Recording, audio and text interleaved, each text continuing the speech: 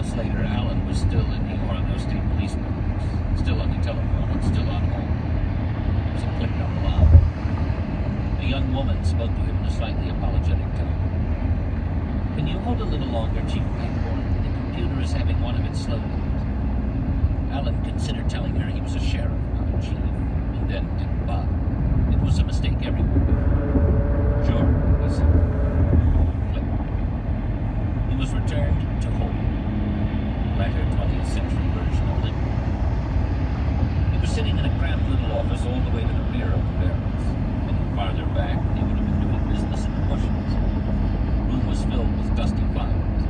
The only desk was a grammar school refugee. The type with a sloping surface, a hinged lid, and an inkwell. Alan balanced it on his knees and swung it idly back and forth. At the same time, he turned the piece of paper on the desk around and around. Written on it in Alan's small, neat hand were two pieces of information. Hugh Pritchard, Bergenfield County Hospital, Bergenfield, New Jersey. He thought of his last conversation with Ben, half an hour ago. One where he had told him all about how the brave state troopers were going to protect him and his wife from the bad old crazy man who thought he was George Starr, if the bad old crazy man showed up. Alan wondered if Ed had believed him. He doubted it. He guessed that a man who wrote fiction for a living would have a keen nose for fairy tales. Well, he would try to protect that, Liz, give him that. But Alan kept remembering something which had happened in Bangor in 1985. A woman had requested and had received police protection after her estranged husband had beaten her severely, threatening to come back and kill her if she went through with her plans for a divorce. For 2 weeks, the man had done nothing. The Bangor PD had been about to cancel the watch when the husband, driving a laundry truck and wearing green fatigues with the laundry's name on the back of the shirt. He walked up to the door, carrying a bundle of laundry. The police might have recognized the man, even in the uniform, if he had come earlier. The watch order was fresh, but that was good. They hadn't recognized him when he did show. He knocked on the door, and when the woman opened it, her husband pulled a gun out of his pants pocket and shot her dead. Before the cops assigned him to her and fully realized what was happening, let alone got out of their car, the man had been standing on the stoop with his hands raised. He tossed the smoking gun into the rose bushes. "Don't shoot me," he said calmly. "I'm finished." The truck and the uniform, it turned out, had been borrowed from an old drinking buddy who didn't even know the perp had been fighting with his wife. The point was simple. If someone wanted you badly, if that someone had just a little luck, he would get you. Look at Oswald. Look at Chapman. Look what this fellow Stark had done with his people over here. Are you still there, Chief? The female voice from Bergenfield County Hospital asked brightly. "Yes," he said, "still right here." "I have the information you requested," she said. "Dr. Hugh Pritchard retired in 1978. I have an address and telephone number for him in the town of Fort Laramie, Wyoming." "May I have it, please?" She gave it to him. Alan thanked her, hung up, and dialed the number. The telephone uttered half a ring, then an answering machine cut in and began spieling its reported announcement into Alan's ear. "Hello, this is Hugh Pritchard," a gravelly voice said. "Well, thought the guy isn't croaked anyway. That's a step in the right direction. Helga and I aren't in right now. I'm probably playing golf. God knows what Helga's up to." There's an old man's rusty chuckle. "If you got a message, please leave it at the sound of the tone.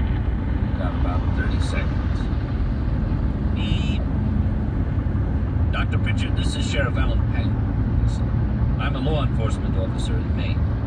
I need to talk to you about a man named Thad Beaumont. You removed a lesion from his brain in 1960 when he was 11. Please call me collect at the Orono State Police Barracks. 207-555-2121.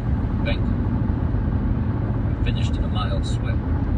Talking to answering machines always made him feel like a contestant on Beat the Clock.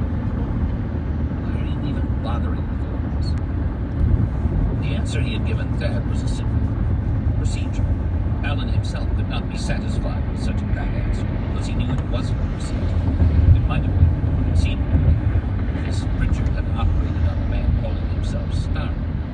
Except he's not anymore. Now he says he knows who he really is. But he hadn't. He'd operated on Beaumont, and in In any case, that had been 28 long years ago. So why? Because none of it was right, that was why. The fingerprints were. The blood type obtained from the cigarette ends wasn't. The combination of cleverness and homicidal rage which their man had displayed wasn't.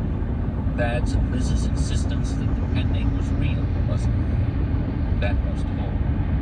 That was the assertion of a couple of lunatics. Now he had something else which wasn't.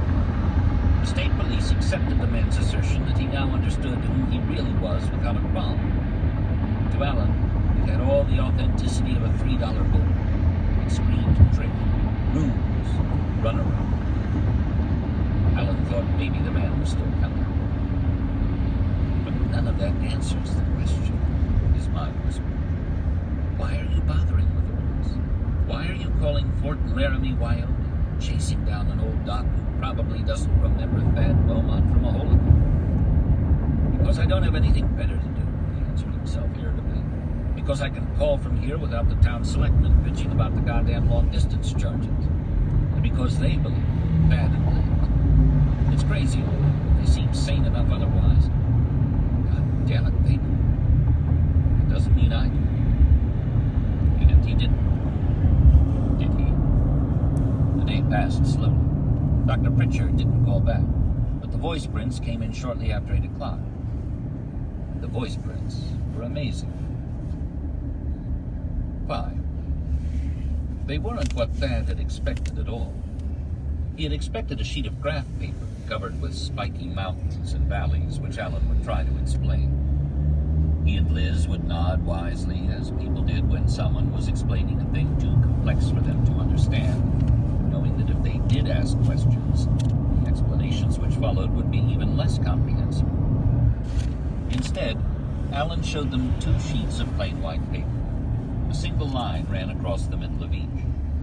There were a few groups of spike points, always in pairs or trios, but for the most part the lines were peaceful, if rather irregular, sine waves. And you only had to look from one to the other with the naked eye to see that they were either identical or very close to it. That's it? Liz asked. Not quite, Alan said. Watch. He slid one sheet on top of the other. He did this with the air of a magician performing an exceptionally fine trick. He held the 2 sheets up to the light. Thad and Liz stared at the doubled sheets. They really are, Liz said in a soft, awed voice. They're just the same. Well, not quite, Alan said, and pointed at 3 spots where the voice print line on the undersheet showed through the tiniest bit. One of these show-throughs was above the line on the top sheet, the other 2 below.